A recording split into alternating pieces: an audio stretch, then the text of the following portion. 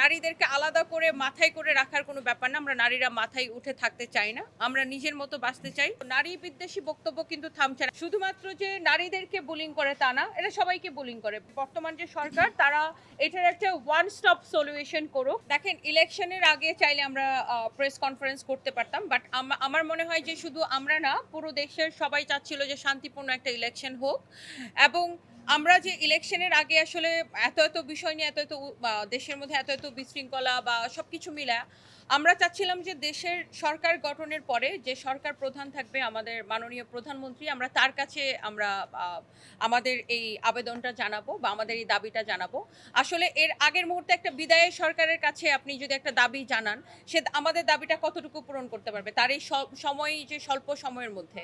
So এই জন্য আমরা যারা বিভিন্ন শ্রেণী পেশার নারীরা আছি, মানে কথাটা যেহেতু বারবার হচ্ছে কর্মজীবী নারীদের নিয়ে হয়েছে, তো আমরা বিভিন্ন শ্রেণী পেশার নারীরা মিলে আমরা ঠিক করেছি যে আমাদের যে প্রধানমন্ত্রী হতে যাচ্ছিলেন ওই সময়ে, বা যিনি এখন আমাদের বর্তমান প্রধানমন্ত্রী, ওনার কাছে আমরা এই আবেদনটা জানাবো। এবং এক্স অ্যাকাউন্ট হ্যাক হয়েছে কি হয় নাই সেটা সরকার নতুন করে এটাকে খতিয়ে দেখুক, এটা নিয়ে তদন্ত হোক। এবং আমরা চাই যে যে কোনো ব্যক্তি বা যে কোনো রাজনৈতিক দল হোক, কেউ যেন নারীদেরকে ছোট না করে, কোনো কর্মজীবী নারীদেরকে যেন ছোট না করে, কোনো নারীকেই যেন ছোট না করে। আমাদেরকে আসলে মানুষ হিসাবে দেখা হোক। আমরা সমাজে পুরুষের সাথে মানে নারী পুরুষ আলাদা না করে সবাইকে মানুষ হিসেবে দেখা হোক। সবার আসলে সুযোগ সুবিধা সম্মান সমান হোক। জামায়াতে ইসলামের বিভিন্ন উপরের নেতৃবৃন্দ, যেটা তারা এবং বর্তমান সংসদ সদস্য একজন আছে সাতক্ষীরার, যিনি কিনা তার বক্তব্যে খুব সম্ভবত, আমি যদি ভুল না হয়ে থাকে, এটা খুব সম্ভবত বিবিসিকে দেওয়া তার এক বক্তব্যে বলছিল যে নারীরা মাহারাম ছাড়া বের হইতে পারবে না। তো আমরা কি এখনো সেই যুগে আছি যে নারীরা মাহারাম ছাড়া বের হইতে পারবে না, যেখানে নারীরা সব জায়গায় সব সেক্টরে নেতৃত্ব দিতে পারছে?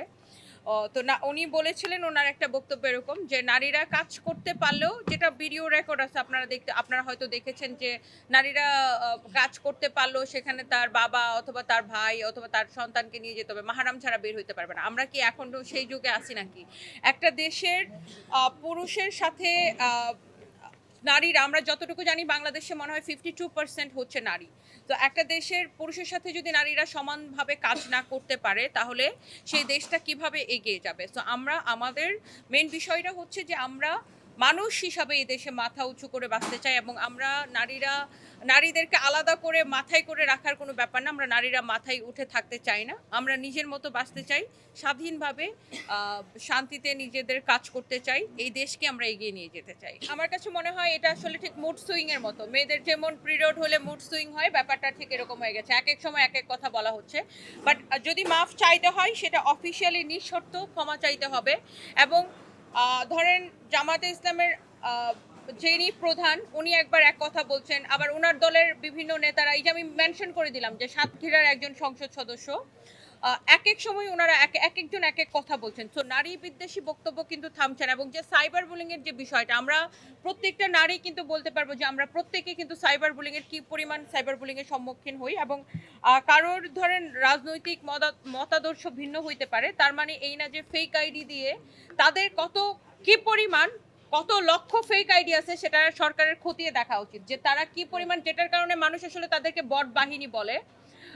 সো এই যে বট বাহিনী যাদেরকে বলা হয়, কি পরিমাণ ফেক আইডি আছে, ফেসবুকের থেকে যদি সরকার যদি তথ্য নেয়, তাহলে কিন্তু এটা সঠিকভাবে এটার হচ্ছে যে যাচাই বাছাই করতে পারবে যে কি পরিমাণ ফেক আইডি। এবং এই ফেক আইডি গুলা শুধুমাত্র যে নারীদেরকে বুলিং করে তা না, এটা সবাইকে বুলিং করে। মানে তাদের মতের বাইরে যারা যায় আপনাকে বুলিং করতে পারে।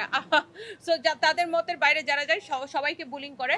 সো আমরা চাই একটা, মানে আমাদের যে বর্তমান যে সরকার, তারা এটার একটা ওয়ান স্টপ সলিউশন করুক।